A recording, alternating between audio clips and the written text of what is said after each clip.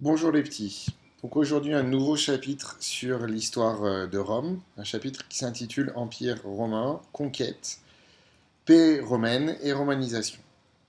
Alors en guise d'introduction, je ferai une petite jonction chronologique avec le chapitre précédent sur la République, en commençant avec la mort de Jules César en 44 avant Jésus-Christ. Donc cette mort entraîna une guerre civile qui fut très longue, puisqu'elle dura jusqu'en 31 avant Jésus-Christ. Elle fut particulièrement violente et surtout très complexe. Pour faire simple, les différents protagonistes de cette guerre civile s'opposent en partie. Tout d'abord, il y a le parti des conspirateurs, les gens qui ont fait assassiner ou qui ont participé à l'assassinat de Jules César, qui sont des sénateurs qui souhaitent le retour du système républicain tel qu'il se présentait et tel qu'il fonctionnait auparavant, c'est-à-dire un système oligarchique. Et puis d'autres partis qui sont partisans d'un pouvoir plus personnel, un peu comme celui de Jules César, mais pour eux. Je retiendrai simplement Marc-Antoine, un grand compagnon d'armes de Jules César, qui a été consul, qui a été tribun de la plèbe, et donc des postes importants dans la République, et qui a toujours été le bras droit armé, on va dire, de Jules César. De l'autre, un fils adoptif de Jules César, très jeune, qui n'a aucune expérience politique ou militaire, qui s'appelle Octave, qui est fils de la famille des Julie, une riche famille de patriciens. Alors pour faire rapide, après le partage des territoires de la République en plusieurs zones d'influence, il y a une lutte particulière entre Marc-Antoine et Octave.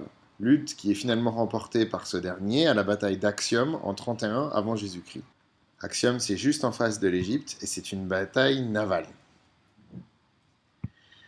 Donc en 27 avant Jésus-Christ, Octave prend le pouvoir et clame restaurer la République. C'est dans son discours, à tous ses discours, il veut restaurer la République. En réalité, on observe qu'il met en place un nouveau pouvoir qui est très personnel, très fort, mais également très discret, afin de ne pas connaître la même erreur que son père adoptif Jules César et d'être pris pour quelqu'un qui veut devenir roi. Donc ce nouveau régime, que nous appelons aujourd'hui Empire romain, même si l'expression n'existait pas à l'époque, elle repose sur trois piliers, qui seront les trois parties de mon cours. Tout d'abord, l'empereur et ce qu'on va appeler la paix romaine. Ensuite, les conquêtes. Et on voit qu'il y a une vraie filiation entre la République et l'Empire. Et enfin, la romanisation. C'est-à-dire, rapidement, le processus par lequel les peuples adoptent des coutumes, des valeurs, et ils adoptent la culture romaine. On verra que cet échange culturel va évidemment dans les deux sens. Donc pour commencer, on va étudier la figure de l'empereur et de la paix romaine, et avant tout, on va voir que c'est un pouvoir qui est très personnel. Donc pour cela, on va se pencher sur le cas du premier empereur, ou plutôt du prince, puisque le mot empereur n'existait pas vraiment à l'époque, c'est-à-dire la figure d'Octave.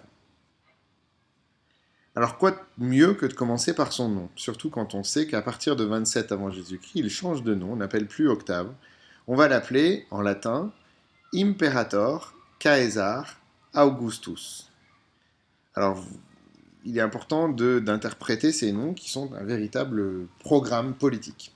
Qu'est-ce que ça veut dire?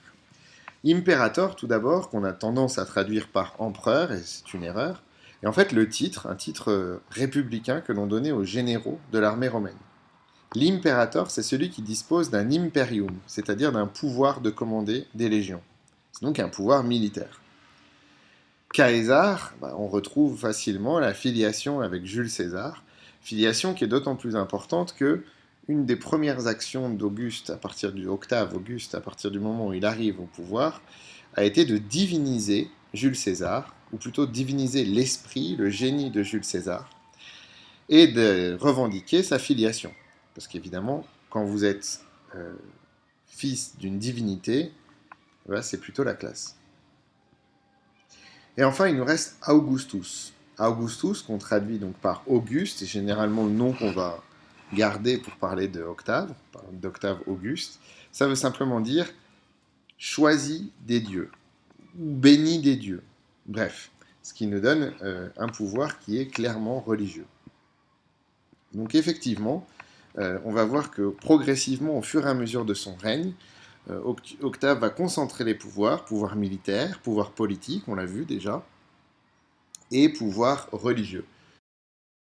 Il va même bénéficier du titre de Pontifex Maximus, grand pontife, ce qui signifie simplement le chef de la religion romaine. À la fin de son règne, en 14 après Jésus-Christ, on voit qu'on frappe des nouvelles pièces de monnaie à l'effigie d'Auguste, où l'on retrouve le symbole républicain de l'aigle, donc on voit toujours cette volonté de clamer que nous sommes en République, mais de l'autre côté, on peut voir, et c'est du vivant d'Auguste, Divus Augustus Pater. Alors Pater, ça veut dire père de la patrie, c'est un titre religieux, mais surtout, ça ne vous aura pas échappé, on voit Divus Augustus, qui signifie le divin Auguste. Ça veut bien dire ce que ça veut dire, que l'empereur est divinisé de son vivant. On le considère à l'égal d'un dieu. Donc, vous l'avez vu, un pouvoir qui est très personnel et très concentré. Mais quand on regarde le discours d'Auguste, on se rend compte qu'il n'a cesse de prétendre restaurer la République, rétablir la République, et conserver, protéger la République. Alors si on revient un petit peu sur le fonctionnement de la République, on voit bien que les citoyens donc, sont divisés en deux grands groupes, les patriciens, c'est-à-dire les grandes familles, et les plébéiens, c'est-à-dire le peuple, qui se rassemblent dans une assemblée qu'on appelle les comices, qui nous fait penser un peu à l'ecclésia athénienne. Et le comice qui a donc deux rôles, tout d'abord le fait de voter les lois, et de l'autre côté, d'élire des magistrats. Un magistrat inférieur, magistrat supérieur, le plus puissant d'entre eux étant évidemment le consul, dont on a déjà parlé. Et puis à côté de ces gens élus par le peuple, on voit qu'il y a un Sénat, une dernière institution, qui est en fait le chef de Rome en tout ce qui concerne gestion du budget et les affaires étrangères. Le Sénat qui est en fait le sommet d'une carrière politique à Rome. Alors sous Octave Auguste, on a cette figure de l'empereur qui chapeaute un peu ces institutions, mais la première chose qu'il faut remarquer, c'est que ces institutions demeurent. Pour le plébéien romain de l'époque, il voit toujours des plébéiens, il voit toujours des patriciens, tout le monde se rassemble aux comices, ces comices élisent des magistrats et votent pour des lois. Généralement, c'est vrai qu'ils les acceptent, ces lois, ils votent rarement contre les lois. Il y a également un Sénat, donc on peut voir les sénateurs qui se promènent avec leurs toges blanches et rouges sur le forum. Ça ne change pas. Mais en fait, la figure d'Auguste, en haut, l'empereur, nomme les membres du Sénat, alors qu'avant ils étaient désignés par eux-mêmes, c'est-à-dire que les sénateurs votaient pour nommer un nouveau sénateur. Les lois sont en fait toutes proposées par l'empereur, et surtout les magistrats qui sont élus par les citoyens sont en fait choisis d'abord sur une liste qui est établie par l'empereur. C'est-à-dire que on voit bien que l'empereur conserve toutes les institutions de la République, mais les vide complètement de leur pouvoir, puisque c'est lui, au final, qui tire les ficelles et qui contrôle tout. On a donc affaire à un empire déguisé en République. Grand C de cette première partie, la Pax Romana, c'est-à-dire la paix romaine, qui est mise en place par Auguste et qui va être maintenue par ses successeurs. Alors qu'est-ce que ça veut dire ? On voit bien que sur cette carte, il y a tout un tas de dispositifs qui sont mis en place pour garantir la paix à l'intérieur des frontières de l'Empire romain. Tout d'abord, on pourrait noter le limes, donc cette frontière fortifiée, qui peut soit se matérialiser comme une succession de camps de légionnaires. Vous voyez d'ailleurs en rouge les différents camps de légionnaires qui sont pour la plupart d'entre eux regroupés sur les frontières de l'Empire. Et puis ce limes peut aussi prendre la forme d'un mur comme au nord de l'Angleterre, l'Écosse, ce qu'on appelle le mur d'Adrien, dont on voit encore les fondations de nos jours. Tout autour de cet empire, on voit des peuples qui sont extérieurs et qui sont considérés comme dangereux. Plus un peuple est dangereux, plus on va fortifier logiquement la frontière et plus on va disposer des camps de légionnaires près d'eux. Alors pourquoi, à tout prix, alors que nous réalisons des conquêtes, on le verra un petit peu plus tard, pourquoi à tout prix vouloir maintenir la paix à l'intérieur de l'Empire ? Alors, la réponse est évidente et se voit sur cette deuxième carte, elle est économique.